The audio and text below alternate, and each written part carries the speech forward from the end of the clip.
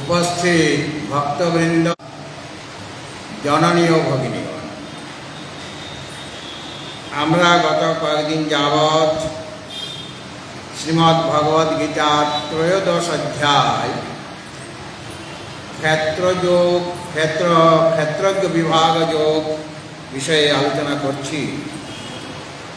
গত কয়েকদিনে জ্ঞান লাভ করার যে 20টি সাধন, অমানিত্য মদম্বিত্তম ইত্যাদি, সেগুলির আলোচনা করা হয়েছে। মোট 5টি শ্লোকে জ্ঞানের সাধনের কথা বলা হয়েছে।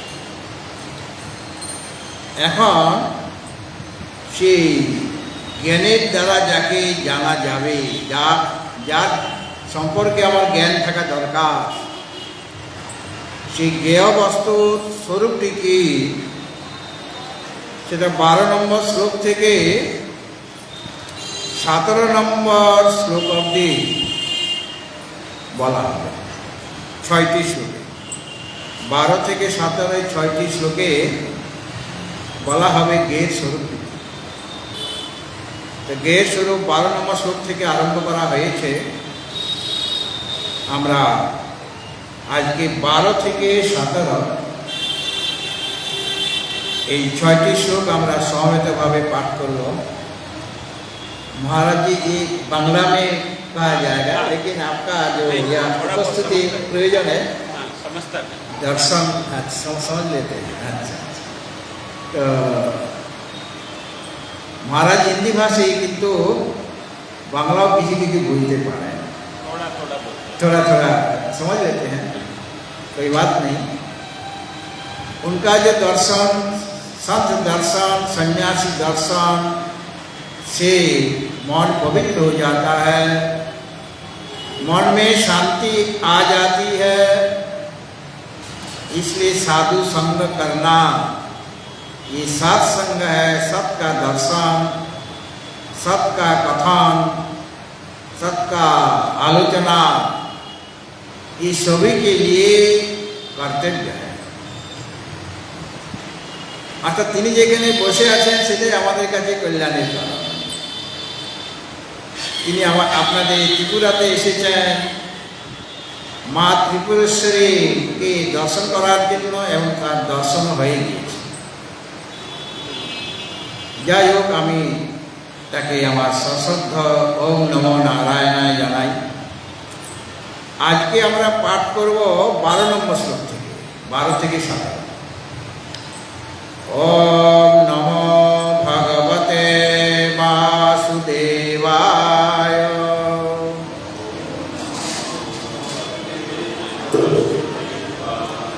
ठीक करो। ओम नमो भगवते वासुदेवाय। अथ श्रीमद् भगवद गीता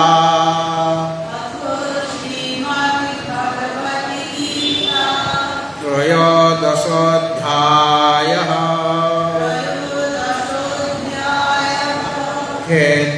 क्षेत्रज्ञ विभाग योगः।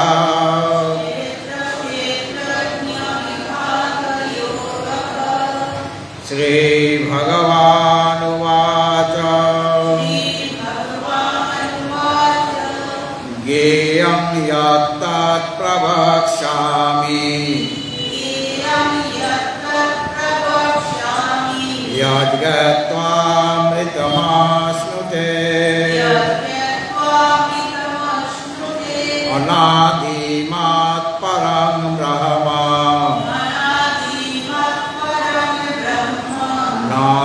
न सत्तन्नासदुच्यते सर्वतः पाणिपादं तत् सर्वतोक्षि शिरोमुखः सर्वथा श्रुतिमान् लोके सर्वमप्रीत्य तिष्ठति सर्वेन्द्रिया गुणाभासम् सर्वेन्द्रिया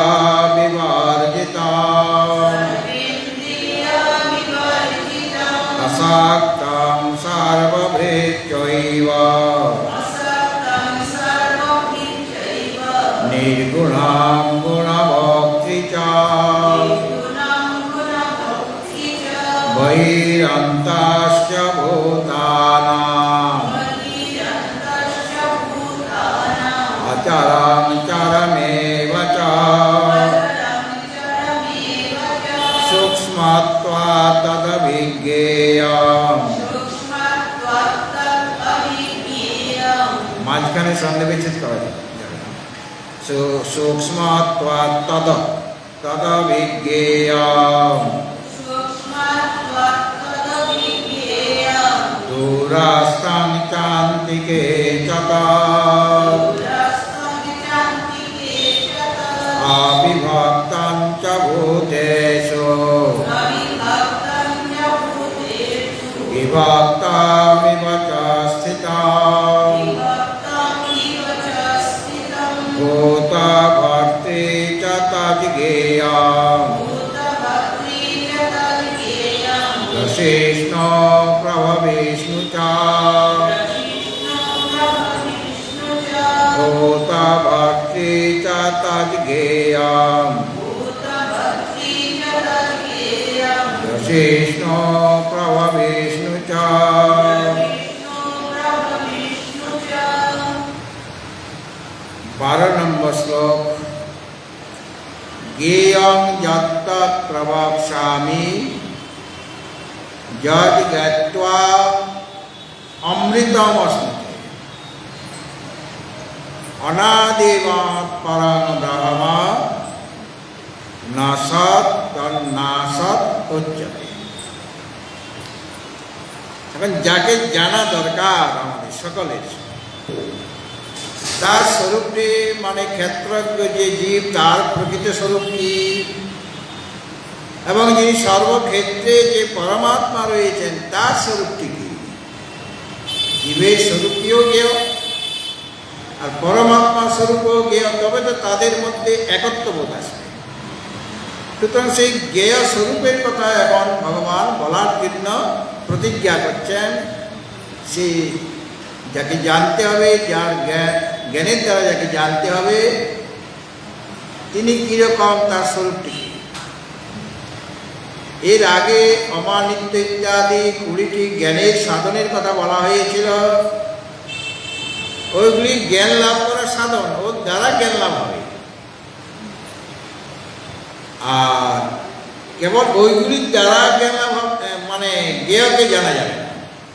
জ্ঞেয়কে জানতে গেলে আরো কিছু চাই, মানে জ্ঞান চাই। কেননা এইগুলি হলো সৎগুণ, যে 20টির কথা বলা হয়েছে এই দৈবিক সম্পত্তি, সব সৎগুণ।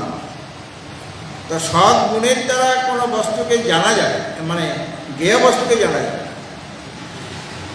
জ্ঞানের সাধনের দ্বারা ওই উপায় অবলম্বন করলে জ্ঞানের উন্মেষ আমাদের মধ্যে হবে। সেই জ্ঞানের জ্ঞেয় কি, যেমন ঘট জানছি, ঘটক জ্ঞান, পটের জ্ঞান হচ্ছে পটক জ্ঞান। কিন্তু ঘটক জ্ঞানের দ্বারা কি পটের জ্ঞান হবে আমার?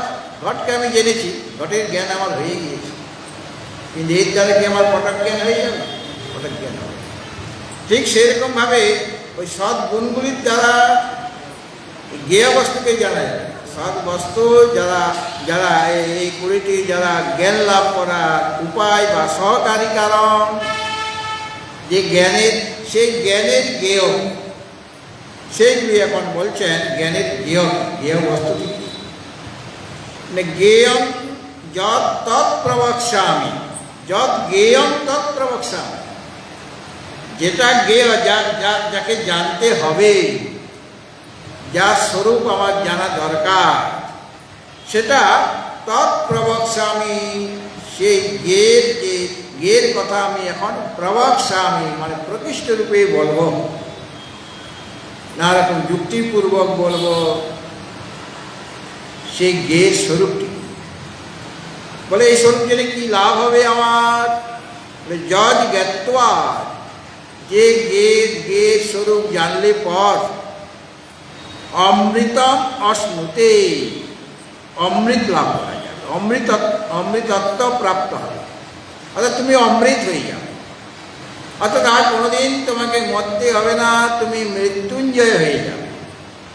যে জ্ঞানের কথা আমি এখন হে অর্জুন তোমাকে বলার জন্য উদ্যত হয়েছি, সেটা জানলে পর অমৃতত্বম অশ্নুতে, যিনি জানবেন তিনি অমৃতত্ব লাভ করবেন, তিনি অজর হয়ে যাবেন, তিনি অমর হয়ে যাবেন, তিনি অভয় হয়ে যাবেন। তো এই যে এই কথা মানে মানে আমি যে গেয়ের কথা বলছি তার স্তুতি করে দেওয়া, ওই গেয়কেই জানলে তুমি অমৃতত্ব লাভ করতে পারবে। তার মানে যিনি শ্রোতা, যাকে ভগবান গেয়ের কথা বলছেন, গেয়ের স্বরূপের কথা বলছেন, তার মনকে আকৃষ্ট করার জন্য, তাকে উদ্দীপিত করার জন্যই ওই জ্ঞানের স্তুতিটা বলা হয়েছে।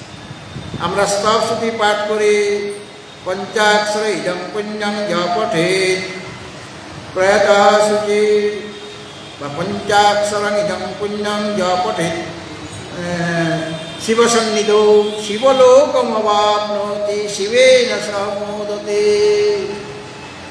এই পঞ্চাক্ষর যে মন্ত্র যারা পাঠ করবেন শিবের সামনে, শিবসন্নিধৌ, সে তার কী লাভ হবে? তিনি শিবলোকমবাপ্নোতি, শিবলোক প্রাপ্ত হবেন এবং শিবের সাথে তিনি আনন্দ করবেন। তাহলে এটা স্তুতি হয়ে গেল। ওই পাঠের পঞ্চাক্ষর স্তোত্র পাঠের প্রশংসা করে দেওয়া হলো। কাজে লোকের ওই স্তোত্র পাঠ করতে মনটা আকৃষ্ট হবে, মানে স্তুতি করে দেওয়ার ফলে সেরকমভাবে সেই গেয়ের স্তুতি করছেন। গেয়কে জানলে যৎ জ্ঞাত্বা মানে যে গেয়কে জানলে অমৃতম অশ্নুতে, অমৃতত্ব লাভ হবে। এর মানে তুমি অমর হয়ে যাবে। তাহলে সেই শ্রোতাকে আকৃষ্ট করা হচ্ছে কিনা, সে মনোযোগ সহকারে এখন শুনবে এবং সেই জ্ঞেয়কে লাভ করার জন্য সে চেষ্টা করবে, তার প্রযত্ন এসে যাবে। এই জন্য স্তুতিতে করা হয় যে জ্ঞেয়কে জানলে অমৃতত্ব পাওয়া যায়, অমৃতত্ব লাভ করা যায়। এই জ্ঞেয় কীরকম তৎ বিষয়ে আমাদের উপনিষদ বলছেন যে তিনি হচ্ছেন অদৃশ্য, মানে তিনি দৃশ্য বস্তু থেকে পৃথক। দৃশ্য যত বস্তু রয়েছে, যত ক্ষেত্র রয়েছে, তার থেকে তিনি সম্পূর্ণরূপে পৃথক। আর তিনি অনাত্মী, মানে তার কোনো প্রকার শরীর নেই, তার স্থূল শরীর, সূক্ষ্ম শরীর, কারণ শরীর, কোনো শরীর। তিনি অনিযুক্ত। দেখুন এখানেও নিষেধ মুখে বলছেন, বিধি মুখে বলা হচ্ছে না, কিন্তু উপনিষদের এইভাবে নিষেধ মুখে সেই তত্ত্বকে বুঝান। বিধি মুখে তাকে বলা যায় না, কেন তিনি বাং মনের অগোচর। যত বাচ নিবর্তন্তে অপ্রাজ্ঞ মনসা সহ, যেখানে বাঘ মন সহিত ফিরে আসে, না তত্র চক্ষুর গচ্ছতি নো বাঘ গচ্ছতি নো মন, সেখানে চক্ষু পৌঁছাতে পারে না, মানে চক্ষু দ্বারা তাকে জানা যায় না। বাঘিন্দ্রিয়ের দ্বারা, চক্ষুর দ্বারা জানা যায় না, মানে কোনো জ্ঞানেন্দ্রিয়ের দ্বারা তাকে জানা যায় না। নো বাঘ গচ্ছতি, বাঘিন্দ্রিয় যত আছে পাঁচটা, তাদের দ্বারা, মানে কর্মেন্দ্রিয় যে পাঁচটা আছে তাদের দ্বারা তাকে জানা যায় না। নো মন, মনও সেখানে পৌঁছাতে পারে, মানে মনের দ্বারাও তাকে চিন্তন করা যায় না। অর্থাৎ বিধিমুখে তাকে জানা যায় না, কেন বাক্য তিনি অবাক মনস গোচরম, বাক্য আর মনের তিনি অতীত। এই জন্য যেখানে যেখানে পরমাত্মার কথা বলা হবে সেখানে কিন্তু ওইভাবে বলা হয়েছে। কীভাবে? নিষেধ মুখে বলা হয়েছে। তিনি অনিরুক্ত, মানে তিনি অনির্বচনীয়, তাকে কোনো শব্দের দ্বারা নির্বচন করা যাচ্ছে না, বলা যাচ্ছে না, শব্দের দ্বারা বলা যায় না। আর তিনি অনিলয়ন, মানে তার কোনো নিলয়ন নেই, মানে কোনো আধার নেই। তিনি সকলের আধার, সকলের তিনি অধিষ্ঠান, কিন্তু তার কোনো আধার বা অধিষ্ঠান নেই। এইটাই হলো জ্ঞেয় বস্তু। একে জানতে, স্বরূপটিকে জানতে হবে। আর একে জানলে কি হবে? অভেদভাবে তার যদি দর্শন হয়ে যায়, মানে তিনি আমি এইভাবে যদি দর্শন হয়, তখন সে অভয়ঙ্গত ভবতি, তিনি অভয়প্রাপ্ত হয়ে যান। আর তার মধ্যে যদি কিঞ্চিত মাত্র যদি ভেদ দর্শন করে, সে পরমাত্মার সাথে আমি, পরমাত্মা থেকে আমি ভিন্ন, এরকম যদি ভেদ দর্শন করে, অথবা তস্য ভয়ং ভবতি, তার ভয় হবে, মানে অভয় পদ লাভ করতে পারবে। সুতরাং সেই যে যাকে জানলে পর তুমি অভয় হয়ে যাবে, যাকে জানলে পর তুমি অজর হয়ে যাবে, যাকে জানলে পর তুমি অমর হয়ে যাবে, আর কোনোদিন তোমার মৃত্যু হবে না, তার কথা আমি বলব। তাকে জানলে যজ্ঞাত্বা অমৃতম অশ্নুতে। এবং তিনি কীরকম, তার কথাটি বলছেন, তিনি অনাদিমত, মানে আদি যার আছে তাকে বলা হচ্ছে আদিমত, তাই না? ব্রহ্মের বিশেষণ এই জন্য তিনি বলি, যেমন ধন যার আছে তিনি ধনবান,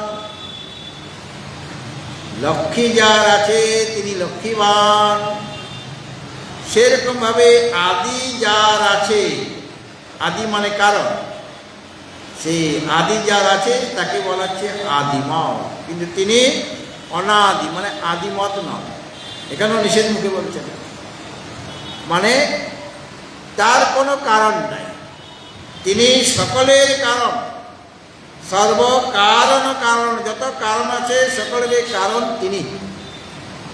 এবং যেমনভাবে আমার আধার হলো, আমার অধিষ্ঠান হলো, আমার আশ্রয় হলো এই চেয়ারটা, চেয়ারটা কোথায় আছে? মাটিতে আছে, পৃথিবীর মধ্যে আছে।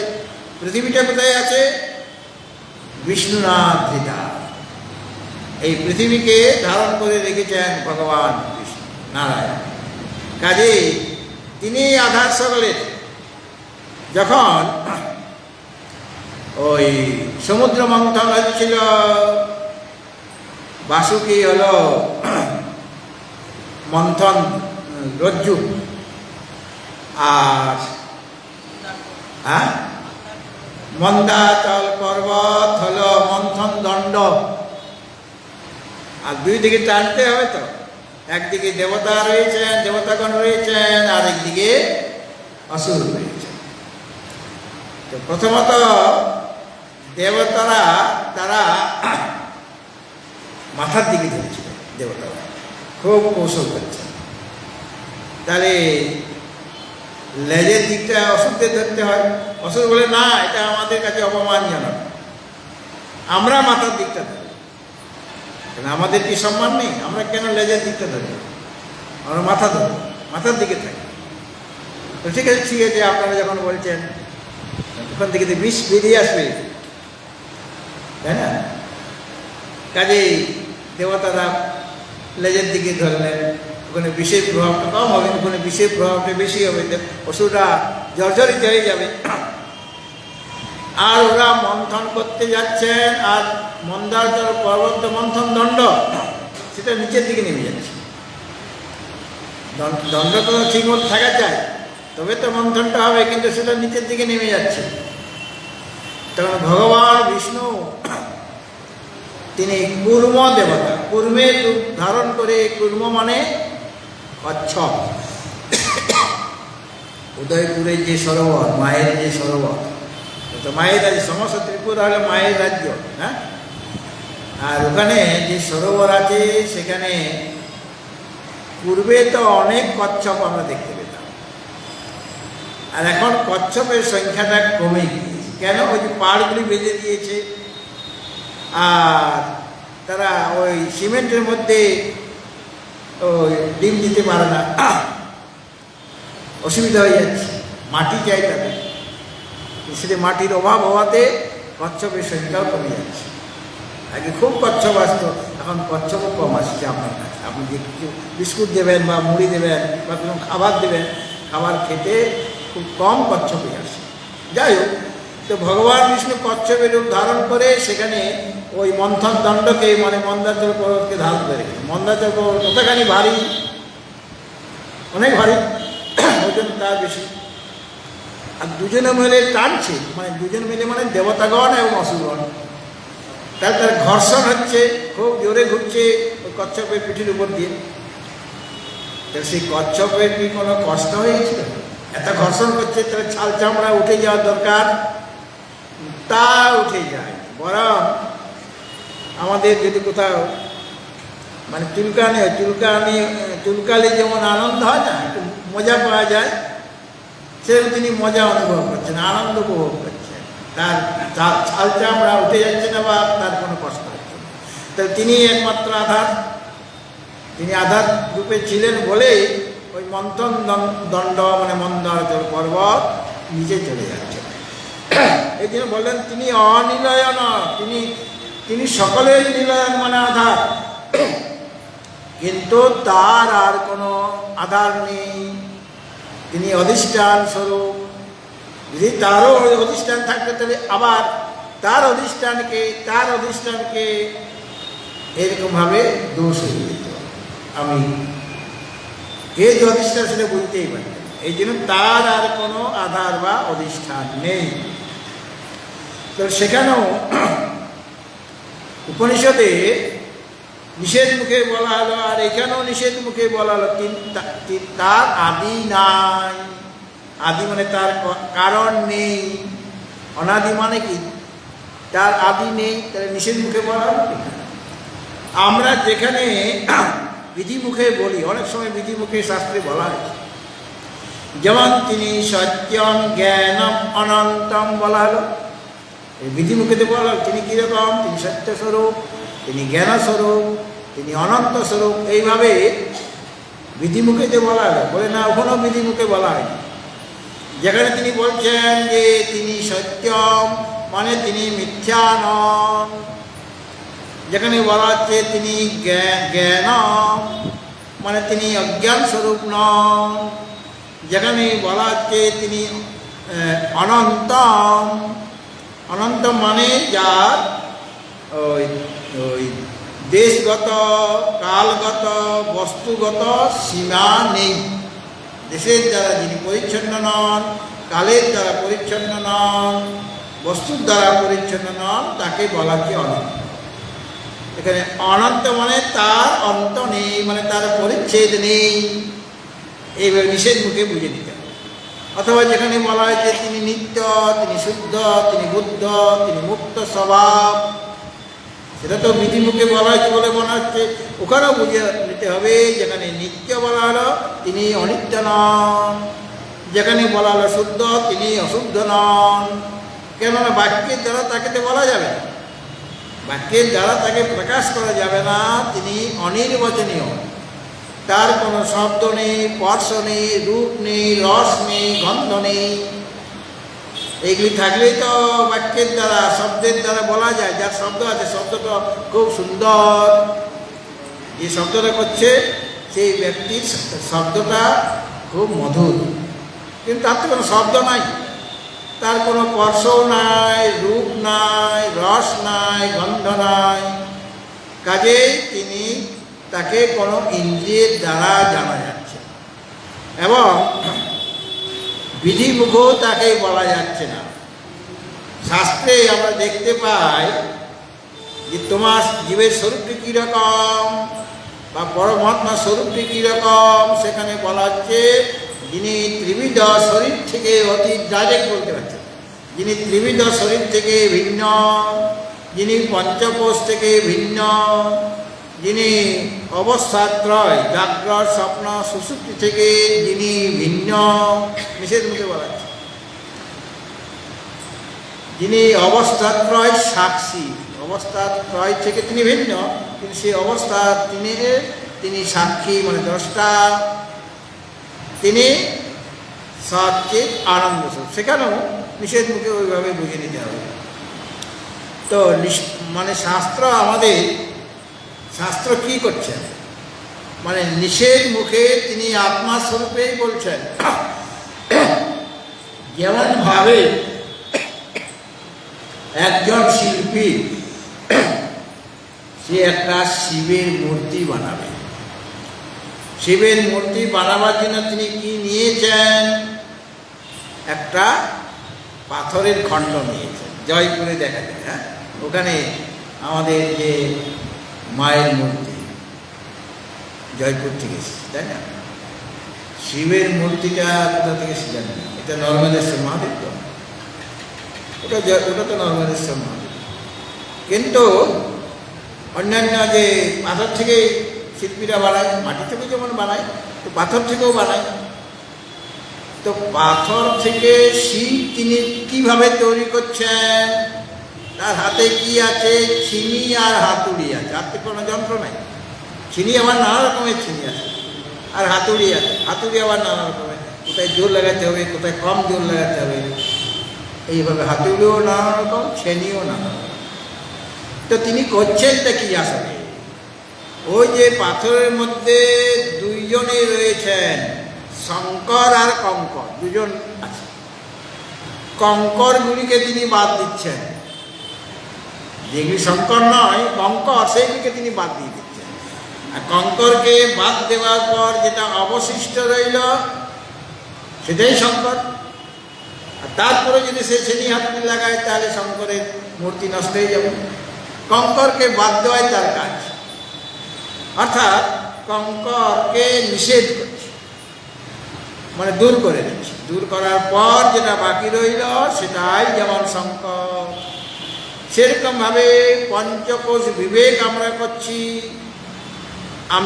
তুমি অন্নময় কোষ নও, প্রাণময় কোষ নও, তুমি মনোময় কোষ নও, বিজ্ঞানময় কোষ নও, আনন্দময় কোষ থেকেও তুমি ভিন্ন।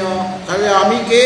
ওই পঞ্চকোষ থেকে ভিন্ন যে তত্ত্ব যেটা অবশিষ্ট রয়েছে সেটাই তুমি, এইভাবে নিষেধ করা। সেরকমভাবে তুমি স্থূল শরীর নও, তুমি সূক্ষ্ম শরীর নও, তুমি কারণ শরীর নও। তার মানে যেটা বাকি রইল সেটাই তুমি। তো শাস্ত্রের উপযোগিতা কি? শাস্ত্র আমাদের কি বলছেন? অনাত্মার কথা বলছেন। কিসের জন্য? অনাত্মাকে বাদ দাও। অনাত্মাকে বাদ দিলে যেটা থাকবে সেটাই তুমি। তাহলে তিনিও, শাস্ত্র বেদও কিন্তু প্রত্যক্ষভাবে আত্মার কথা বলতে পারছেন। আত্মার কথা বলতে ভয় পাচ্ছেন তিনি, কেননা তার কথা বলা যায় না, তাকে উচ্ছিষ্ট করা যায় না, বাক্যের দ্বারা তাকে প্রকাশ করা যায় না। কাজেই শাস্ত্রের কাজ হলো তুমি যেটা নাও সেগুলিকে বাদ দাও। একজন কন্যা, তার নতুন বিবাহ হয়েছে, আর ওই বউ ভাত, আর বিয়ের সময় তার বান্ধবী ছিল না, আর বান্ধবীরা বলছে যে তোমার স্বামী কোনটা, মানে অনেক যুবক সেখানে খেতে বসেছে, সকলে দেখতে সুন্দর, সকলকে মনে হচ্ছে এই বোধহয় বর, এই বোধহয় বর, এই বোধহয় বর হবে। তো বান্ধবীরা জিজ্ঞাসা করতে, সেখানে অনেক লোক আছে, উত্তরটা তাকে দিতে হবে। কি প্রশ্ন করছে যে তোমার বর কোনটি? সে কি কেউ বলবে? হাত দেখে বলবে যে ওটা আমার বর? এখন হলে বলে দে, ওই দেখতে পাচ্ছি না ওটা, এটা বলে দিত, কিন্তু তখন প্রাচীন যুগেতে বলবে না। তো একজনকে দেখা এটা তোমার বর, তখন মাথাটা নেড়ে দিল, মানে না। এটা তোমার বর, মাথা নেড়ে দিল না। এইভাবে 6 জন বাদ হয়ে গেল। তারপরে ওটা তোমার বর, তখন মাথা এদিকে যাচ্ছে না ওদিকে যাচ্ছে, মানে ওইটাই অবশিষ্ট আছে, 6 জন তো বাদ হয়ে গেছে। ঠিক সেরকম শাস্ত্র যেগুলি অনাত্মা, যেগুলি অনিত্য পদার্থ, যত ক্ষেত্র রয়েছে, মানে জড় পদার্থ রয়েছে, সেইগুলিকে বাদ দেওয়াই হচ্ছে শাস্ত্রের কাজ। কেন? শাস্ত্র তো সে তো শব্দ প্রয়োগ করবে, আর শব্দ তো সেখানে পৌঁছাবে না, আত্মা পর্যন্ত পৌঁছাবে না। কাজে এই যে নানা রকম শব্দ বলছেন, মানে নানা রকম বাক্য যে বলছেন, বেদের মধ্যে উপনিষদ বাক্য রয়েছে যারা আত্মা স্বরূপকে অবগত করাবেন, কিন্তু ডাইরেক্ট প্রত্যক্ষভাবে তারা বলতে পারছেন না। কেন? সেখানে শব্দ পৌঁছাবে, বাক্য পৌঁছাবে। সুতরাং যেটা তিনি নন, তার থেকে ভিন্ন যত অনাত্মা পদার্থ, সেইগুলিকে তিনি, মানে শাস্ত্র বাদ দিচ্ছেন, নিষেধ মুখে বলছেন এটা আত্মা নয়, এটা আত্মা নয়, এটা আত্মা নয়। বাদ দেওয়ার পর যত অবশিষ্যতে তদেব অহম, যেটা বাকি রইল সেটাই আমি বা তুমি। সুতরাং এখানে বলা হলো অনাদিমত, তার কোনো কারণ নেই, তিনি সর্বকারণ কারণ, অর্থাৎ অনাদি মানে অনাদিকাল থেকেও আছে, তার কোনো উৎপত্তি নেই, অর্থাৎ তিনি কার্যও নন আর কারো কারণও নন, তার কোনো কারণ নেই, সকলের কারণ তিনি, কিন্তু তার নিজস্ব তার কোনো মানে সেই পরমাত্মার কারণ কি কেউ বলতে পারে? শিবের সন্তান আছে গণেশ, কার্তিক, লক্ষ্মী, সরস্বতী, তার পত্নীও আছে পার্বতী, কিন্তু শিবের বাবার নাম কি বলতে পারবেন? তিনি স্বয়ম্ভূ, তিনি পরমাত্মা স্বরূপ, তার কোনো জনক নেই, তার তিনি নিজে জনক, তিনি সৃষ্টি স্থিতি লয় করছেন, মানে সগুণ হয়ে সগুণ ঈশ্বরের সৃষ্টি স্থিতি লয় করছেন, কিন্তু তাকে সৃষ্টি করার কেউ নেই। ভগবান বিষ্ণু সেরকম, বিষ্ণুর পিতা মাতা আছে, কিন্তু বিষ্ণুর পিতা মাতা জানো?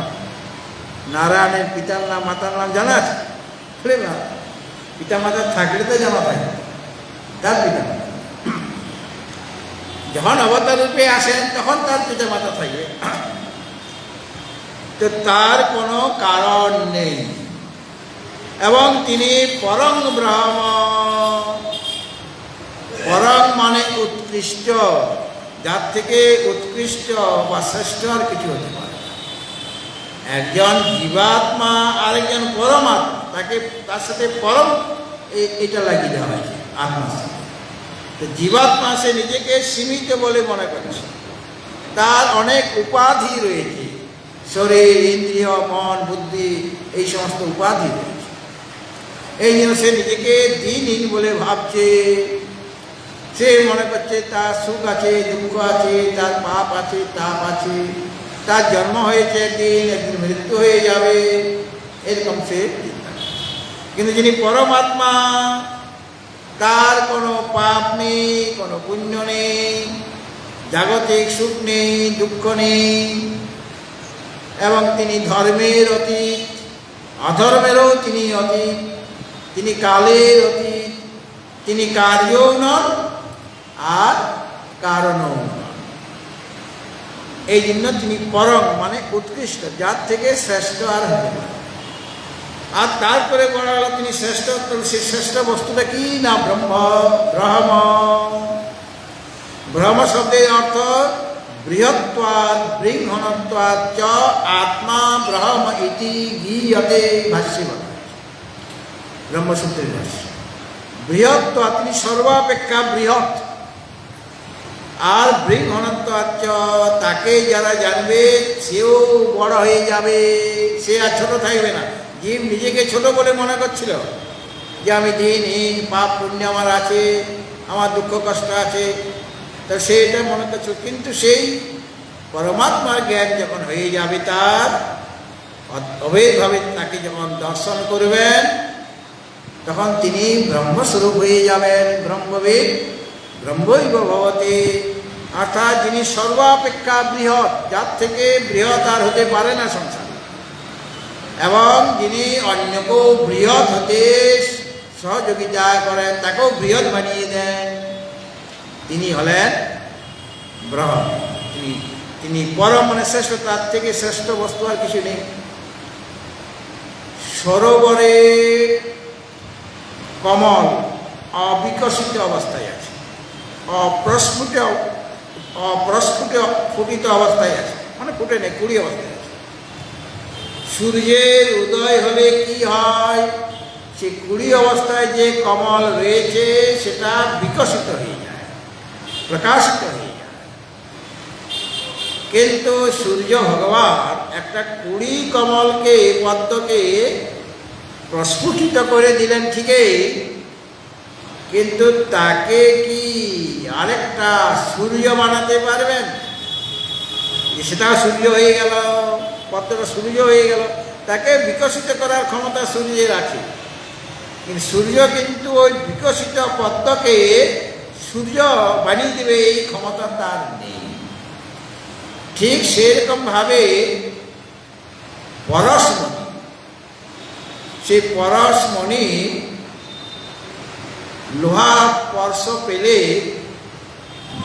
সেটা সেই লোহাগুলিও পরশমণি হয়ে যাচ্ছে। এটা দেখা যাচ্ছে পরশমণির সংস্পর্শে এসে, না পরশমণি এই সোনাকে, এই লোহাকে স্পর্শ করলে, পরশমণির দ্বারা যদি লোহাকে ছোঁয়া হয়, স্পর্শ হয়, তাহলে লোহাটা সোনা হয়ে যাচ্ছে, মনে হয়। আর সেই সোনাটাকে সে কি পরশমণি করতে পারবে? পরশমণি লোহাকে সোনা করার ক্ষমতা তার আছে, কিন্তু ওই যে লোহা থেকে সোনা হলো, সে সোনাটাকে কি আরেকটা পরশমণি বানিয়ে দিতে পারবে? সোনা অবধি বানাতে পারছে, কিন্তু সেটাকে পরশমণি করতে পারবে।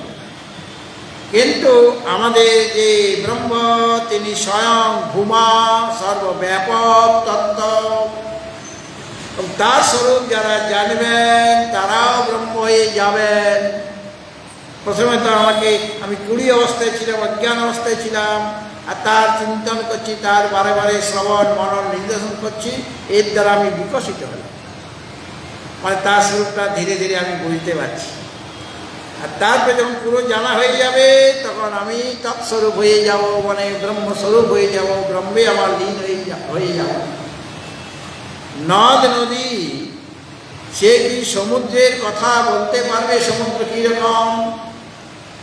যখন পথ দিয়ে সে বয়ে যাচ্ছে, তখন তার জ্ঞান নাই সমুদ্র কীরকম, সমুদ্র কতখানি বড়, সে জ্ঞান নাই। কিন্তু সেই নদ নদী যখন সমুদ্রে মিলিত হয়ে যাবে, সমুদ্রে মিলিত হয়ে সে সমুদ্র স্বরূপ হয়ে যাবে, তখন সে আলাদাভাবে বলতে পারছে না সমুদ্রকে।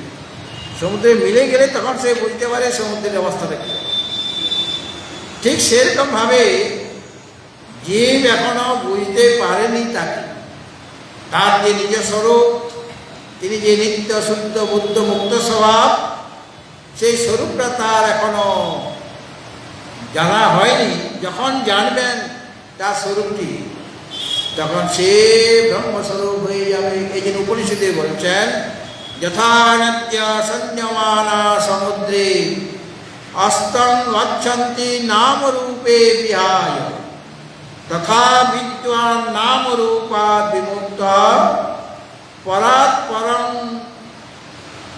পরাৎপরং পুরুষম উপৈতি দিব্য।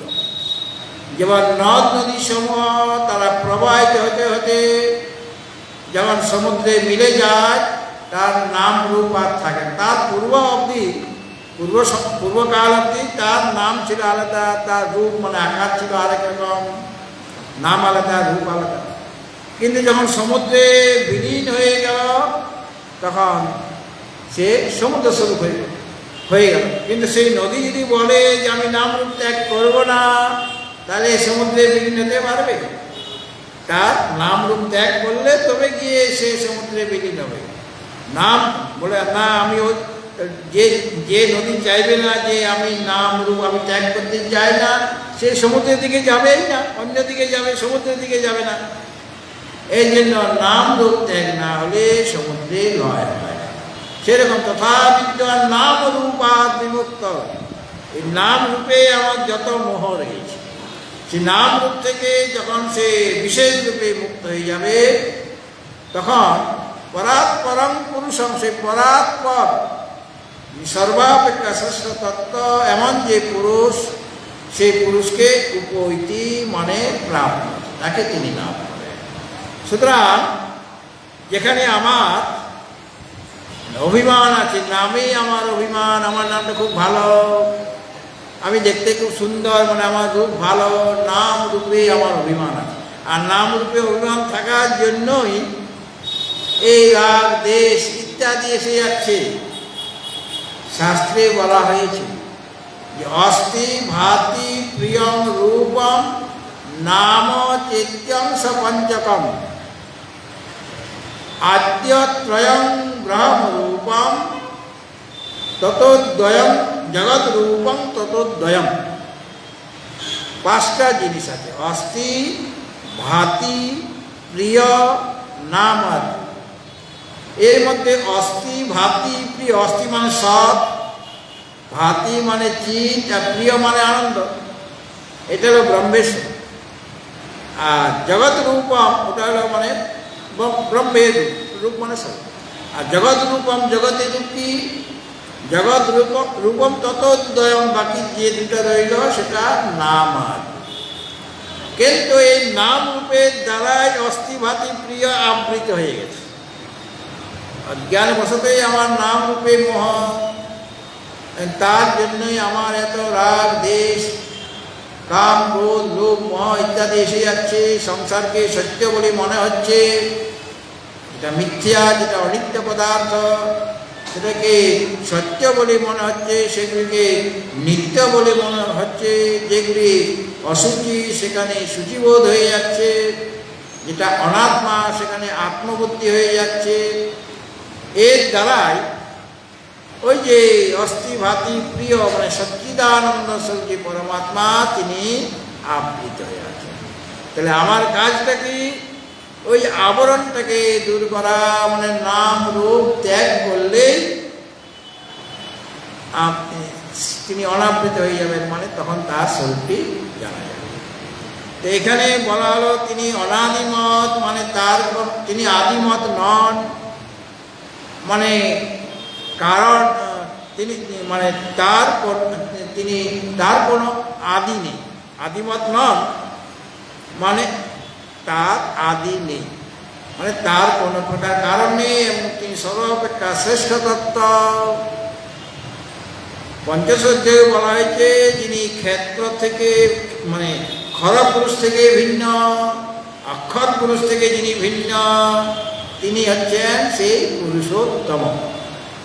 বলা হয়েছে না, খর পুরুষ থেকেও তিনি ভিন্ন, আর অক্ষর পুরুষ থেকেও ভিন্ন, তিনি পুরুষোত্তম। সেরকম ভাবে যিনি ক্ষেত্র, যে অনিত্য পদার্থ যত, সেই ক্ষেত্র থেকে ভিন্ন, এবং ক্ষেত্রজ্ঞের যে আসল স্বরূপ, জীবের যে আসল স্বরূপ যেটা, তিনি ক্ষেত্র থেকে ভিন্ন, আর ক্ষেত্রকে জীবের যিনি আসল স্বরূপ তিনি কীরকম? তিনি হলেন জ্ঞেয়, তাকেই জানতে হবে। আর তাকে জানলে জীব নিজের স্বরূপটিকে বুঝতে পারবে যে আমিও তৎস্বরূপে। তাই তিনি পরম ব্রহ্ম এবং ন সৎ, তাকে সতও বলা যাবে না, ন অসৎ উচ্চতে, তাকে অসতও বলা যাবে। এখানে সৎ বলতে বোঝায় যত কার্য পদার্থ, ব্যক্ত পদার্থ, যেগুলি ইন্দ্রিয়ের বিষয়, ইন্দ্রিয়ের দ্বারা যাকে জানা যায়, ইন্দ্রিয়ের দ্বারা যার অনুভব হয়, শব্দ, স্পর্শ, রূপ, রস, গন্ধ, এগুলি ব্যক্ত পদার্থ। এগুলি যার আছে তাকে ইন্দ্রিয়ের দ্বারা জানা যাবে। কেন? কর্ণ ইন্দ্রিয়ের দ্বারা আমি শব্দ শুনলাম, চক্ষুর ইন্দ্রিয়ের দ্বারা আমি রূপ গ্রহণ করলাম, ত্বকেন্দ্রিয়ের দ্বারা আমি স্পর্শ গ্রহণ করলাম। কাজে ইন্দ্রিয় গোচর যত পদার্থ তাকে বলা হচ্ছে সৎ, মানে কার্য। আর অসৎ হলো ওই কার্যের কারণ, সে হলো অসৎ, মানে ইন্দ্রিয়ের দ্বারা যাকে জানা যায়। বস্তুটা আছে, সূক্ষ্ম বস্তু অব্যক্ত রূপে রয়েছে, তাকে জানা যাচ্ছে, তাকে ইন্দ্রিয় তাকে অনুভব করতে পারছেন, ইন্দ্রিয়ের দ্বারা তাকে জানা যাচ্ছে, সেগুলি হলো অসৎ। তো তিনি সতও নন, মানে কার্য পদার্থও তিনি নন। আর কার্যের যত কারণ রয়েছে সেই কারণও তিনি, ওই কার্যের যত কারণ সেই কারণও প্রকৃতপক্ষে তার থেকে কোনো কিছু সৃষ্টি, স্থিতি বা লয় হয় না। ব্যবহারিক দৃষ্টিতে বা মায়িক দৃষ্টিতে ব্রহ্মারূপে তিনি সৃষ্টি করছেন, বিষ্ণুরূপে পালন করছেন, আর রুদ্ররূপে লয় করছেন। এই যে সৃষ্টি, স্থিতি আর লয়, এটা হল ব্রহ্মের তটস্থ লক্ষণ।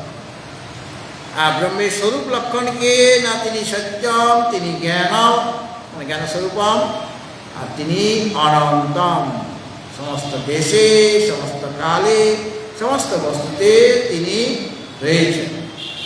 সুতরাং ইন্দ্রিয়ের বিষয় যা কিছু আছে সেগুলো তিনি নন। ইন্দ্রিয়ের দ্বারা যা কিছু জানা যায় সংসারে, যে সৎ পদার্থ জানা যায়, যে কার্য পদার্থের জ্ঞান ইন্দ্রিয়ের দ্বারা হয়, সেই সৎ বস্তু, সেই রকম সৎ বস্তু তিনি নন।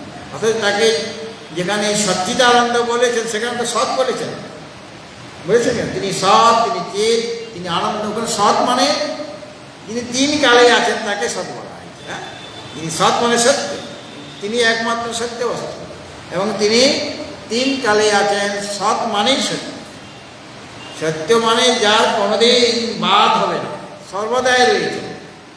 যেহেতু তিনি তিন কালে রয়েছেন, কাজে তিনি একমাত্র সত্য বা সৎ। ওখানে যে সৎ শব্দে প্রয়োগ করা হয় সেই সৎ শব্দ এখানে নয়। সৎ মানে যত কার্যবস্তু যেগুলি ইন্দ্রিয়ের বিষয়, ইন্দ্রিয়ের দ্বারা যাদের জ্ঞান হয়, সেই বস্তুগুলিকে সৎ বলা হয়। সেই সৎ তিনি নন, অর্থাৎ কোনো ইন্দ্রিয়ের দ্বারা তাকে জানা যায় না। আর ওই কার্যবস্তুর কারণ যে অসৎ, যেটা সূক্ষ্ম বস্তু, যাকে ইন্দ্রিয়ের দ্বারা দেখা যাচ্ছে না, সেই রকম অসৎও তিনি নন। তো তিনি কী রকম সেটা বলতে গেলে ওই যেটা আগে বললাম, তিনি অদৃশ্য, তিনি অনাত্ম, তিনি অনিলয়ন, তিনি অনিরুক্ত মানে অনির্বাচনীয়। এইভাবে বলতে হবে, তার সম্পর্কে বলতে গেলে নিষেধ মুখে আমাদের বলতে হবে। এই জন্য তিনি সতও নন আর অসতও নন, মানে কার্যবস্তুও নন আর ওই অসতও নন, মানে কার্যের যেটা কারণ সেই কারণও তিনি নন। কিন্তু তিনি সমস্ত কারণেরও কারণ, তার কোনো প্রকার আর আদি নেই, মানে তার কোনো কারণ নাই। এখানে অনাদি মত না বলে অনাদি বললেও আমার কাজ হয়ে যেত। অনাদি মানে যার আদি নেই, তার মানে তো অনাদি। কিন্তু এখানে তার সাথে মতুপ করতে লাগিয়ে দেওয়া হয়, মতুপের মতটা রয়েছে, অনাদি মত। এটা বললেন কেন, মতুপ লাগাবার কি দরকার? ওটা না লাগালেও তো অনাদি শব্দেরও অর্থ সে একই হয়ে যেত, যার আদি বা কারণ নেই। বলে মত শব্দটা না লাগালে ছন্দপতন হয়ে যেত। এখানে যদি সত্য শুধু অনাদি পরম ব্রহ্ম না সত্যম না সদুচ্যতে বলতাম, তার ছন্দপতন ঘটত না, মত তো লাগে। এবং মতুপের অর্থ মানে আদি যার আছে সে হলো আদিমত, আর যেটা আদিমত নয় সেটা অনাদিমত। এইভাবে অর্থটা করা হয়েছে। তার কোনো প্রকার, তার কোনো আদি নেই মানে কারণ নেই, অনাদিকাল থেকে তিনি আছেন এবং তার কোনো জনক নেই এবং তার তুল্য কেউ নেই। তিনি সর্বাপেক্ষা শ্রেষ্ঠ, তিনি পুরুষোত্তম। অতএব এইভাবে সেই জ্ঞেয় বস্তুর কথা ভগবান শ্রীকৃষ্ণ বলছেন অর্জুনকে, জ্ঞেয়ং যত্তৎ প্রবক্ষ্যামি যজ্ জ্ঞাত্বা অমৃতমশ্নুতে অনাদিমৎ পরম ব্রহ্ম না সৎ তন্না সৎ উচ্চতে। তাকে সতও বলা যাচ্ছে না, মানে কাজেও বলা যায় না। ব্যক্ত তিনি নন, ব্যক্ত মানে ইন্দ্রিয়ের দ্বারা ব্যক্তও নন, আর কার্যের কারণ যেটা অব্যক্ত অবস্থায় রয়েছে সেটাও তিনি নন, অর্থাৎ কার্য কারণের তিনি হন। আর উপনিষদেও বলা হয়েছে, কঠোর উপনিষদে, অন্যত্র ধর্মাৎ অন্যত্র ধর্মাৎ অন্যত্র অস্মাৎ কৃতা কৃতাৎ অন্যত্র অন্যত্র অন্যত্র ভূতাচ্চ ভব্যাচ্চ যৎ তৎ পশ্যসি তদ্বৎ। নচিকেতা বলছে যমরাজ, মানে তিনি তো নানা রকম প্রলোভন দেখাচ্ছেন যমরাজ, এটা নাও সেটা নাও, স্বর্গীয় ভোগ নাও, দীর্ঘ জীবন নাও, অনেক অর্থ সম্পত্তি নিয়ে নাও। তো যমরাজ কি বললেন, অতি দীর্ঘে জীবিতে কো রমেত, অনেক দীর্ঘকাল বেঁচে থেকে কে আনন্দ পায়, কেউ আনন্দ লাভ করতে পারে, বরং কষ্ট হয়। জীবন আয়ু যদি বেশি হয় তাহলে শেষ বয়সে কষ্ট হয় কিনা। আর বলছে অর্থ সম্পত্তি নাও, বলে বৃত্তেন বৃত্তেন তর্পণীয় মনুষ্য, বৃত্তের দ্বারা কোনো মানুষ কোনোদিন তৃপ্তি লাভ করতে পারে। অনেক টাকা পয়সা থাকলে কি সে তৃপ্ত হয়ে যাবে? বৃত্তেন তর্পণীয় মনুষ্য। নচিকেতা বলছেন 5 বছর বলে দীর্ঘ, বলে তোমাকে বুকস ইত্যাদি দিচ্ছি, বলে দেখো এই সমস্ত যদি আমার লাভ করার ইচ্ছাও থাকে তো তার জন্য একটা বর খরচ করার দরকার নেই। আমার তো একটা বরেই অবশিষ্ট আছে। প্রথম বরে তো পিতার প্রসন্নতা, দ্বিতীয় বরে অগ্নিবিদ্যা নিয়ে দিয়েছেন, এখন তো একটা বরেই বাকি আছে। সেইটা আমি নষ্ট করবো কেন? সেটা তো আমি আত্মতত্ত্বের সম্পর্কে জানতে চাই। আর যদি আমার দীর্ঘ জীবন লাভের সামান্য মাত্র যদি ইচ্ছা থাকে, যদি টাকা পয়সা লাভ করার ইচ্ছা থাকে, যদি ভোগ্য বস্তু লাভ করার ইচ্ছা থাকে, তো আপনি তো ব্রহ্মবিদ পুরুষ, আপনার দর্শন আমি পেয়েছি, আপনার সাথে আমার কথাবার্তা হচ্ছে, এইগুলো তো আপনি এসে যাবে, এটা তো সৎসঙ্গের ফল। আপনার মতো ব্রহ্মবিদ পুরুষের দর্শন আমার লাভ হয়েছে, এর জন্য আমি একটা বর খরচ করবো কেন? এগুলো তো আপনা আপনি এসে যাবে, কেননা মহৎ দর্শনের একটা ফল আছে না। মহৎ পুরুষের একজন ব্রহ্মবিদ পুরুষ, যমরাজ ব্রহ্মবিদ পুরুষ, তিনি ব্রহ্মবিদ্যার আচার্য। তোমার দর্শন আমি পেয়েছি, তো আমার তো এগুলো সব আমি এমনিতেই এসে যাবে, এর জন্য বর খরচ করার দরকার নেই। কাজে এই দ্বিতীয় বর হিসাবে আমি এইটাই চাই, যেটা তুমি জানো, যাকে তুমি অনুভব করেছ, তিনি কীরকম এখনও উপদেশ তিনি পাননি নচিকেতা, কিন্তু মোটামুটি জ্ঞান তো তার আছে। তিনি বলেন যিনি ধর্ম থেকে অতীত, অধর্ম থেকে অতীত, যিনি অন্যত্র ধর্মাৎ অন্যত্র ধর্মাৎ অন্যত্র অস্মাৎ কৃতা কৃতা, যিনি কার্য থেকে ভিন্ন, যিনি কারণ থেকে ভিন্ন, অন্যত্র ভূতাচ্চ ভব্যাচ্চ, যিনি ভূত, ভব্য মানে ভবিষ্যৎ এবং বর্তমান, যিনি ভূত ভবিষ্যৎ বর্তমান থেকে ভিন্ন, মানে যিনি কালাতীত, যে যার সম্পর্কে তোমার অনুভব আছে, যাকে তুমি দেখেছো, মানে যার অনুভব তোমার হয়েছে, তুমি অনুভব করেছ, তুমি ব্রহ্মনিষ্ঠ পুরুষ, তুমি ক্ষত্রিয়, তোমার শাস্ত্র জ্ঞান আছে এবং ব্রহ্মনিষ্ঠ গ্রাম্যী স্থিতি তোমার আছে, তাকে তুমি অনুভব করেছ, তাকে দেখেছো মানে অনুভব করেছ, তার কথা তুমি আমাকে বলো। অন্য কথা বলার দরকার নাই, সময় নষ্ট করে লাভ নাই, তার কথা তুমি বলো। তখন আচার্য মানে ব্রহ্মবিদ্যার আচার্য যমরাজ, তখন তিনি নচিকেতাকে আত্মতত্ত্বের উপদেশ দিয়েছিলেন। সে আত্মতত্ত্ব কীরকম? তাহলে পাপ পুণ্যের তিনি অতীত, সেখানে কোনো পাপ নেই, পুণ্য নেই, কোনো ধর্ম নেই। তিনি কার্যও নন, কারণও নন, কার্য থেকেও ভিন্ন, কারণ থেকেও তিনি ভিন্ন। তিনি সতও নন, অসতও নন। এখানে যেটা বল ন সৎ ন অসৎ ইতি উচ্চতে। আর তিনি কালাতীত, মানে সব কালেই রয়েছে, কাল থেকেও তিনি ভিন্ন, মানে সব কালে, আমরা যেটাকে কাল বলতে অতীত ভবিষ্যৎ বর্তমান, সব কালেই তিনি রয়েছেন। এমন তত্ত্ব হল সেই জ্ঞেয় তত্ত্ব। সুতরাং তাকে সতও বলা যাবে না, অসতও বলা যাবে না, মানে ইন্দ্রিয়ের বিষয়ও নন, কার্যও নন, আর তিনি কারণও নন। তার কোনো জনগণে তার তুল্য আর কেউ নেই, পরমাত্মার তুল্য আর কেউ নেই। কারণ যিনি, যে জীব তাকে জানবেন, তিনি তো তার সাথে বিলীন হয়ে যাবেন, তার তো আলাদা কোনো সত্তা থাকবে না।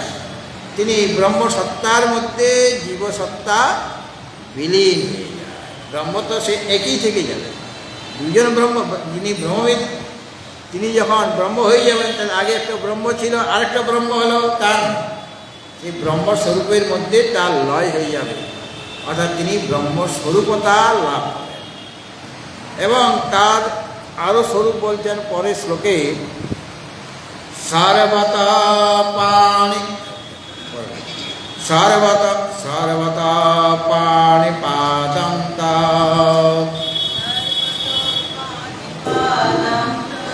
সারবতোক্ষি শিরো মুখা সারবতা শ্রুতিমাল্লোকে সর্বমাবৃত্য তিষ্ঠতি। সর্বমাবৃত্ত নেই, সর্বমাবৃত্ত মানে শ্লোক সর্বমাবৃত্ত, আলাদা করা যাবে না। তোমার বইয়ে লেখা আছে কিন্তু আলাদা করা যাবে না। পড়ার সময় কিন্তু ওটা তো যারা শিক্ষার্থী তাদের সর্বমাবৃত্ত মাবৃত্ত মানে সর্বম আবৃত্ত, এইভাবে ভিন্ন করা বলা যাবে, ভিন্ন করে বলা যাবে, সর্বমাবৃত্ত বলতে হবে। হ্যাঁ, সর্বমাবৃত্ত, সর্বমাবৃত্ত। হ্যাঁ, সর্বতা শ্রুতিমল লোক, এখানে সন্ধি বিচ্ছেদ করে দাও যে শ্রুতিমত লোকে, তাহলে ভুল হয়ে গেল। শ্রুতিমল লোকে এরকমই বলতে হবে। হ্যাঁ, তা সেই যে জ্ঞেয়, যিনি অনাদিমত, যিনি পরম ব্রহ্ম এবং যিনি শত নন, যিনি অসত নন, তিনি আরো কিরকম না সর্বত পানি পাদন্ত, তার সব দিকে হাত পা রয়েছে, অর্থাৎ যার যত হাত পা সব তার থেকে ভিন্ন নয়, অর্থাৎ তিনি সব দিকে হয়েছেন। সর্বত পাণিপাদম তৎ, অর্থাৎ সর্বত পাণিপাদম, অর্থাৎ সর্বত্রই যার হাত রয়েছে, পা রয়েছে। আসলে তার তো কোনো শরীর নেই, শরীর না থাকলে হাত পা থাকবে কেমন করে? তিনি তো, তাকে তো অশরীর বলা হয়েছে। তার স্থূল শরীরও নেই, তার সূক্ষ্ম শরীরও নেই, তার কারণ শরীর।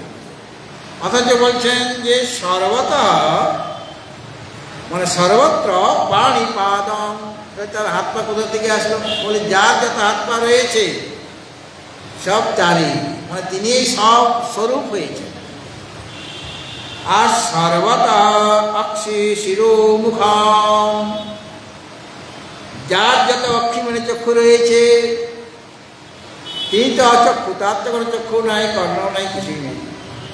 কিন্তু এখানে বলছেন যে সর্বত অক্ষি শিরোমুখম, সর্বত্র যার চক্ষু আর মস্তক আর মুখ রয়েছে, অর্থাৎ যেখানে যত চক্ষু রয়েছে, আমাদের দুইটা চক্ষু, আপনার দুইটা চক্ষু, এইভাবে কত চক্ষু হয়ে যায় সংসারে, যত যেখানে যত চক্ষু রয়েছে, যত মস্তক রয়েছে, যত মাথা রয়েছে, যত মুখ রয়েছে, সব যার, যার এই চক্ষু, যার এই মস্তক, যার এই মুখ, মানে তিনি এই সকলের চক্ষু মস্তক মুখ হয়েছেন।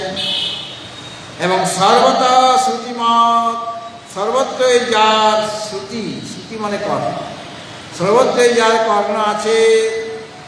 এই জন্য কর্ণেন্দ্রিয় আরেক নাম শ্রোত্রই, শ্রোত্রই মানে কর্ণেন্দ্রিয়, শ্রোত্র ত্বক চক্ষু, শ্রোত্র ত্বক চক্ষু জিহ্বা নাসিকা, এরকম ভাবে। তো সর্বতা শ্রুতিমত, সর্বত্রই যার কর্ণ রয়েছে, মানে যেখানে যার কর্ণ সব তারই। তৎ তিনি ব্রহ্ম লোকে, ইহলোকে সর্বমাবৃত, এমন যে ব্রহ্ম তিনি লোকে মানে ইহলোকে সর্বমাবৃত্ত, সমস্ত কিছুকে ব্যক্ত করে তিষ্ঠতি মানে অবস্থান করেন। এই জগতে যা কিছু রয়েছে সকলের মধ্যে তিনি অনুষ্ঠিত হইয়াছেন। হ্যাঁ, আমরা সুতা দিয়ে মালা গাঁথি, তাই না? তো মালার মধ্যে অনেক ফুল আছে, নানা রকমের ফুল আছে সেখানে, সাদা, লাল, নীল, নানা রকমের, নানা রকম সুগন্ধ বিশিষ্ট, এক একটা ফুলের গন্ধ এক এক রকম। গাঁথা হয়েছে কিসের দ্বারা? একটা সুতার দ্বারা। তাহলে পর ওই সুতাটা সমস্ত ফুলের মধ্যে অনুষ্ঠিত হয়ে আছে কিনা?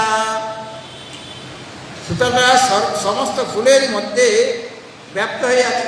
প্রথম ফুলও যে সুতা, দ্বিতীয় ফুলও সেই সুতা, এরকমভাবে অন্তিম ফুলও সেই সুতা। ফুলগুলি পরস্পর ভিন্ন, কিন্তু তিনি কি ভিন্ন? যে ব্রহ্ম, যে সুতাটা প্রথম ফুলে আছে সেই সুতাটায় দ্বিতীয় ফুলে, তৃতীয় ফুলে আছে, সব ফুলের মধ্যে একই সুতায় রয়েছে, সুতার কোনো পরিবর্তন হচ্ছে না। সেই সুতা যেমন সমস্ত ফুলগুলিতে অনুসূত হয়ে আছে, ঠিক সেরকমভাবে তিনি লোকে মানে ইহলোকে যা কিছু আছে, পদার্থ যা কিছু বস্তু আছে, ব্যক্তি আছে, যত প্রাণী আছে, মানে স্থাবর জঙ্গম যত পদার্থ রয়েছে, সমস্ত কিছুকে আবৃত্ত করে মানে তাদের মধ্যে অনুসূত হয়ে আছে, সকলের মধ্যে তিনি ব্যক্ত হয়ে আছেন। এমন কোনো তত্ত্ব পাওয়া যাবে না যেখানে তিনি নেই, এমন কোনো বস্তু পাওয়া যাবে না বা ব্যক্তি পাওয়া যাবে না যেখানে পরমাত্মা নেই। যেমন আকাশ সর্বব্যাপক, সেরকম পরমাত্মাও সমস্ত এই জগতে যা কিছু রয়েছে, এই জগৎটা কিন্তু ছোট্ট নয়। জগৎ যেমন ব্রহ্ম তিনি অনন্ত, তাকে অনন্ত বলা হয়েছে, তার সীমা পরিসীমা নেই। আর তাকে আধার করে, তাকে অধিষ্ঠান করে যে জগৎ দেখতে পাচ্ছি আমরা, সেই জগতেও কিন্তু অনন্ত, তার আদি অন্ত খুঁজে পাওয়া যায় না।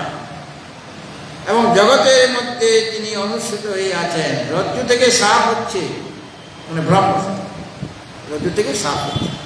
তো সাপের কোন জায়গাটায় রজ্জু আছে বলতে পারো? সব জায়গাতেই আছে, মাথা থেকে লেজ অবধি সব জায়গাতেই তো রজ্জু, রজ্জু ছাড়া তার কিছুই নেই। ঠিক সেরকমভাবে সেই পরমাত্মা এই জগতে যা কিছু রয়েছে, সাগর জঙ্গম যত পদার্থ রয়েছে, সমস্ত কিছুকে আবৃত করে অবস্থান করছেন, মানে সমস্ত কিছুর মধ্যে তিনি অনুসূত হয়ে আছেন। তিনি ছাড়া এই জগতে আর কিছুই নেই। যাকে দেখছি বলে মনে হচ্ছে সেগুলির নিজস্ব কোনো সত্তা নেই, সেই ব্রহ্ম সত্তার দ্বারাই তার সত্তা আছে বলে আমার মনে হচ্ছে মাত্র, কিন্তু তার নিজস্ব কোনো সত্তা নেই।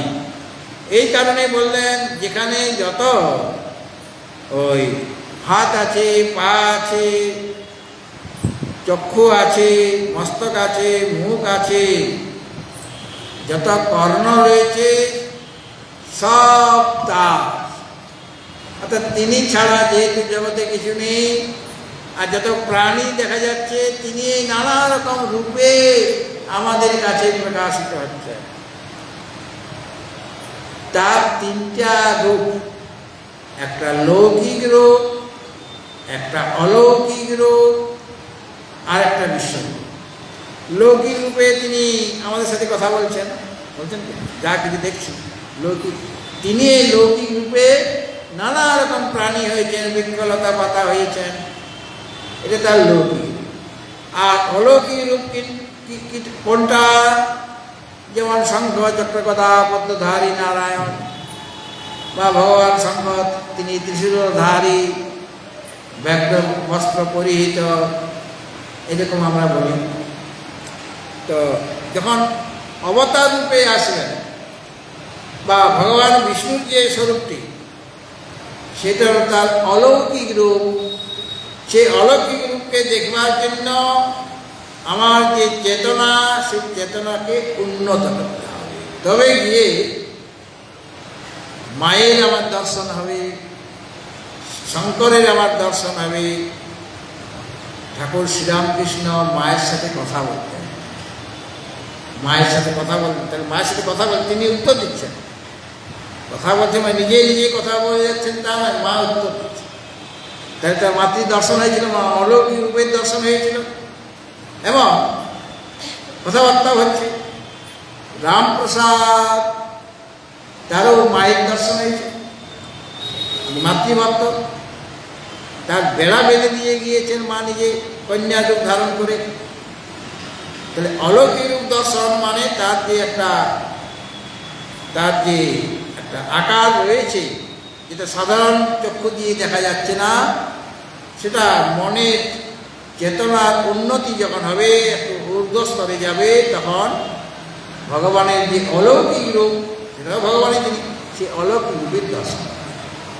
এর থেকেও যখন আরো মনের চেতনা আরো উন্নত হয়ে যাবে, তখন ওই বিশ্বরূপ দেখা যাবে। যেমন অর্জুন দেখেছেন ভগবানের বিশ্বরূপ, মা যশোদা দেখেছেন। হ্যাঁ, অর্জুন কখন দেখলেন? ওই কুরুক্ষেত্রের রণাঙ্গনে। বিশ্বরূপ দেখিয়েছিলেন একাদশ অধ্যায়ে। মা যশোদা ওই 2 বার দেখেছেন তার মানে বিশ্বরূপ দেখেছেন। কখন? যখন ছেলে ছোট্ট হলো, হাই উঠেছে, হাই মানে ঝিমঝা উঠেছে, মানে হাই উঠেছে, তখন আমাদের নিয়ম হচ্ছে মুখের কাছে তুড়ি মারা, এরকম নিয়ম।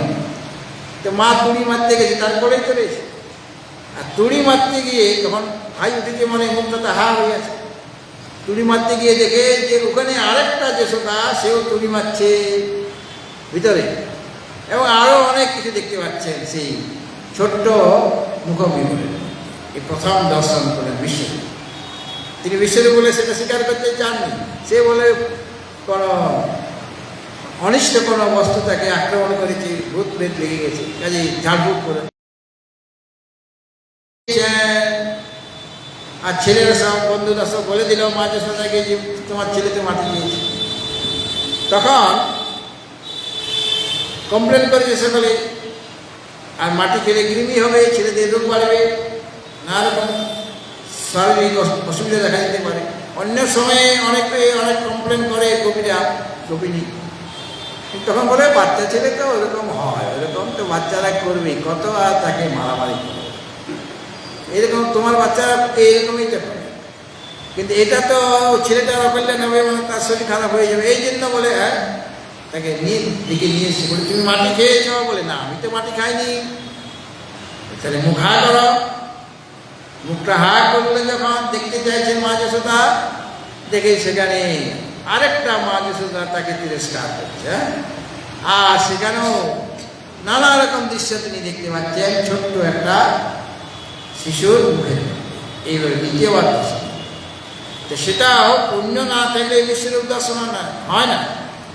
অর্জুন যে বিশ্বরূপ দর্শন করলেন সেটাও তার পুণ্য ছিল বলেই, আর ভগবান কৃপা করে তাকে দিব্যং দদামিতে চক্ষু পশ্যমে যোগমশ্বরম, তাকে দিব্যচক্ষু প্রদান করেছেন।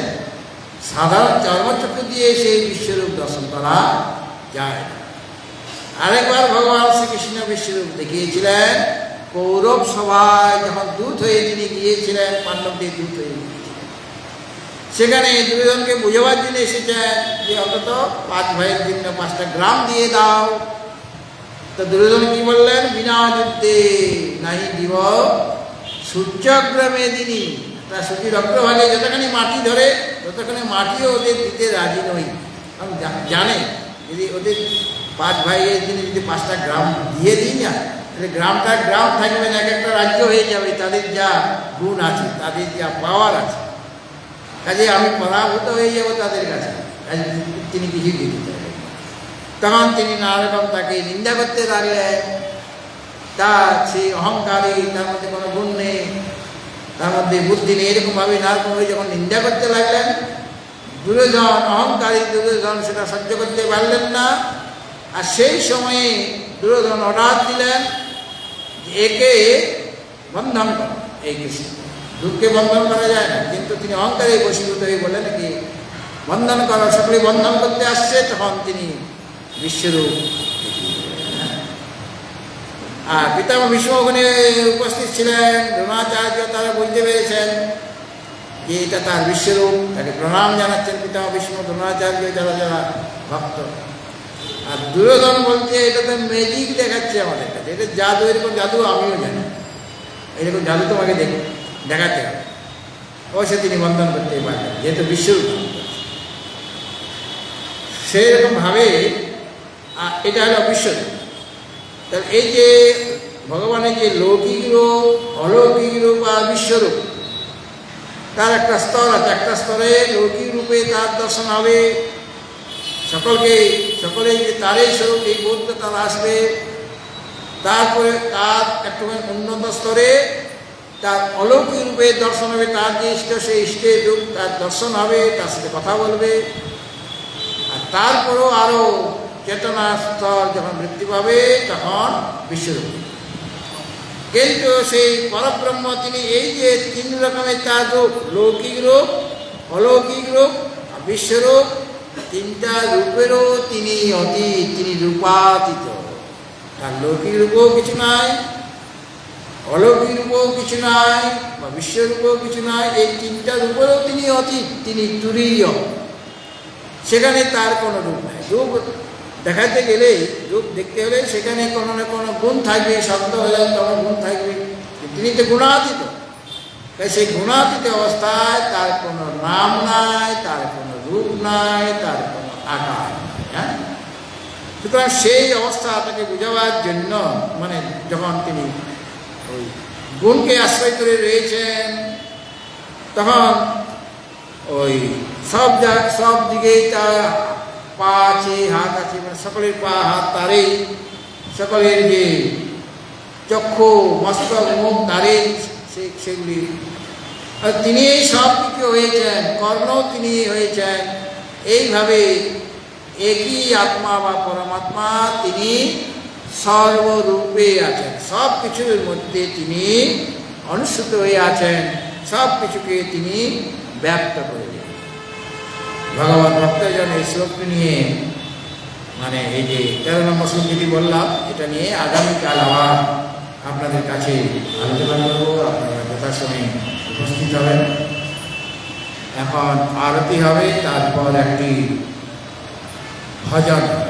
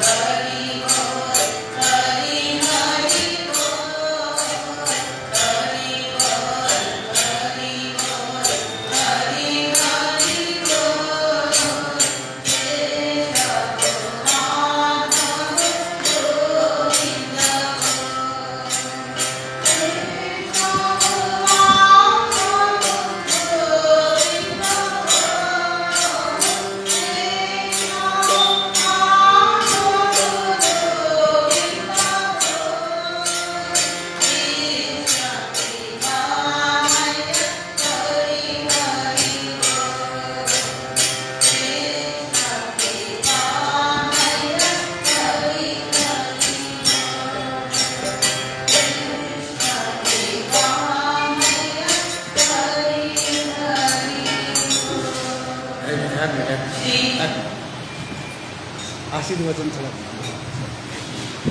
आपने এই যে ঠিক করে এই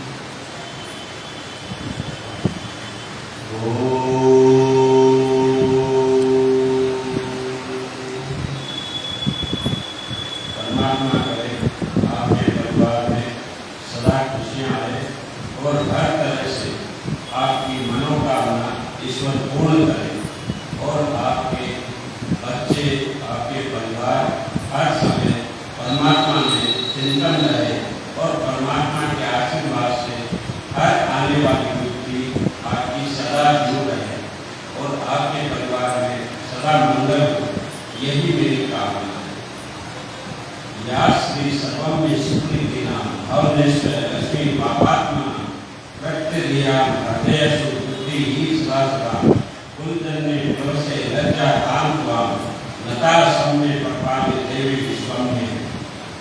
इसका तात्पर्य यह है कि जो मैंने अभी आप लोगों को हिंदी में समझाया वही सब संस्कृत में उच्चारण था और मैं यहाँ जो लोग बसते हैं ये समूचा चाहे कामाख्या हो या मेघालय हो या त्रिपुरा सुंदरी का ये त्रिपुर राज्य है, ये सब माता के आंचल है।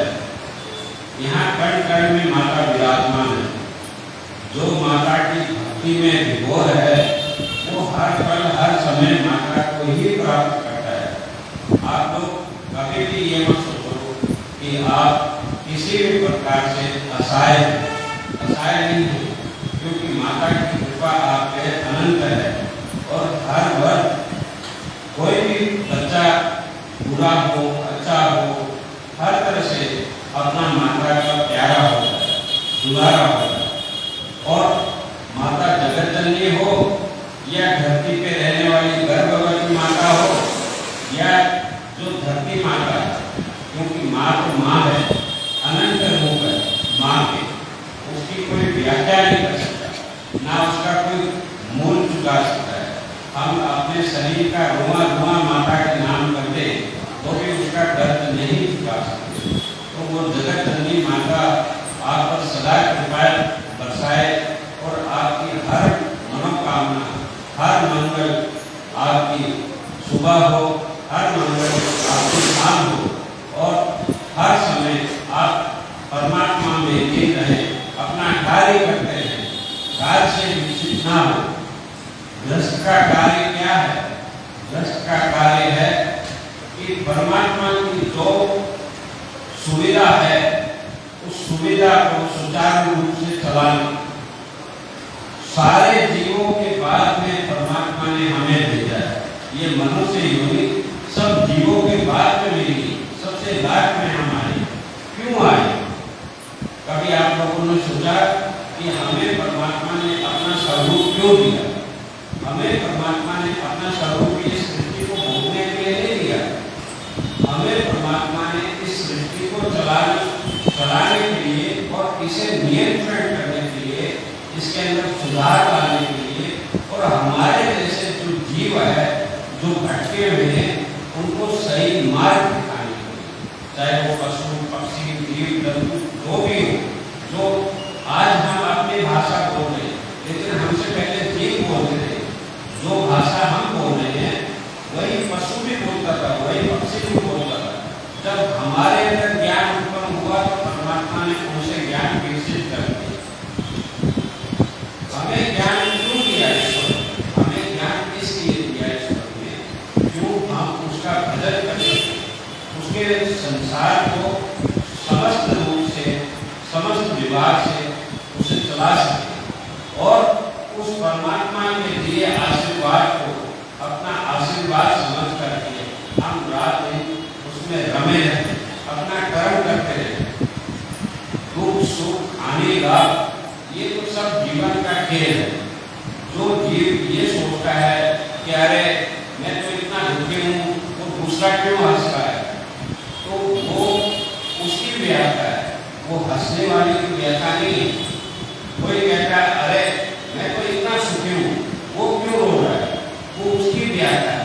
वो सुखी होना या दुखी होना ये आपके हाथ में नहीं है। वो ईश्वर जिस तरह हम धरती पे आते हैं तो सबसे पहले क्या करता है, पहले प्रारब्ध बनाता है, फिर शरीर बनाता है। पहले हमारे कर्मों का पूरा लेखा जोखा वो लिख चुका होता है, उसके बाद में हमको धरती पे उतारता है। जो भी घटना घटती है भविष्य में, दीर्घकाल में, भूत में और वर्तमान में, वो सब घटनाएं पहले से निर्धारित होती है। हाँ, उसमें कब कैसी होती है, वो होती है हमारे कर्मों की गणना के अनुसार। जिस तरह घड़ी की सुई है वो तो अपनी जगह सही चल रही है, लेकिन हम पकड़ के उसको अगर इधर कर दें तो उसका कोई दोष नहीं है। और उसी घड़ी को हम पूरा घुमा दें तो भी उसका कोई दोष नहीं है। दोष किसका है? दोष हमारा, उस घड़ी का दोष नहीं है। समय का कोई दोष नहीं है, समय तो अपनी जगह चल रहा है। वो हमारे ऊपर है। अगर मुझे यहाँ बदल करना है और मैं अभी जाकर के चद्दर ओढ़ के सो जाऊँ और फिर कहूँ कि हे परमात्मा तूने मेरी ऐसी बुद्धि क्यों फेरी, तो परमात्मा का दोष नहीं, वो मेरी मूर्खता है, इसीलिए मैं ऐसा किया। तो सत्य यही है कि आप इस संसार में आए हैं तो परमात्मा का चिंतन करें, इस संसार को सुचारू रूप से चलाने के लिए। इस संसार की समस्त वैभव आपके लिए है, किसी और के लिए नहीं है। कोई पशु कोई जीव जंतु ये जो भी है सो आराम में इसका कुछ नहीं करेगा। सुख दुख का अगर किसी पशु को मोक्ष प्राप्त करना है तो वो कैसे प्राप्त करेगा, लेकिन किसी मनुष्य को मोक्ष प्राप्त करना है तो वो सबसे पहले क्या करेगा, सबसे पहले सत्कर्म करेगा, सबसे पहले अपने गुरुजनों के पास जाएगा, सबसे पहले वो परमात्मा की शरण में जाएगा, सबसे पहले वो अपने माता पिता के आचरण का विवाह करेगा, वही उसके मोक्ष की सीढ़ी है। और इससे ज्यादा मैं कुछ नहीं कह सकता आपको, क्योंकि आप सब अपने अपने परमात्मा इष्ट देव का ध्यान करें और सत्मार्ग पर चलें। कभी किसी का दिल ना दुखाए और कोई कारणवश ऐसा ना आए परमात्मा की दया से कि आपकी वजह से कोई पीड़ा पाए। लेकिन ये भी ध्यान रखना कि नैतिकता जिम्मेवारी सत्यता की होती है, असत्यता की नहीं। अगर कोई व्यक्ति असत्य भाव कर रहा है अपने से और एकदम ही नीचे गिर जाए तो उस जैसे कृष्ण है वो बांसुरी बजाना जानता है लेकिन दुष्टों का संहार करना भी जानता है। राम है वरदान देना जानता है, मर्यादा का पालन करना जानता है, लेकिन समय आने पर धनुष उठा करके वार करना भी जानता है। तो मर्यादा में रह करके कोई कर्म करो तो उससे उत्तम कुछ नहीं, और मर्यादा से बाहर जा करके कुछ कर्म करो तो उससे नीचे हुए कुछ नहीं। यही मेरा मानना है।